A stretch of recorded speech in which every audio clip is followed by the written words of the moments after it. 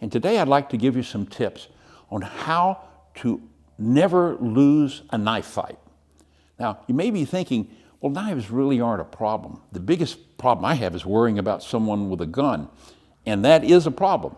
But statistically, you're about 10 times more likely to be attacked with someone with a knife than you are a gun. Knives are big problems. Now, can I effectively defend against a knife? Sure, about 99% of the time.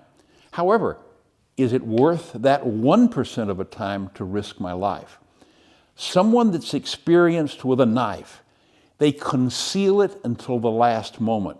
So if they come at you, it's an empty hand, and then at the last moment they produce a blade. You don't have the time to prepare. One of the reasons we say always walk with the cane, with the horn forward, is you can quickly go in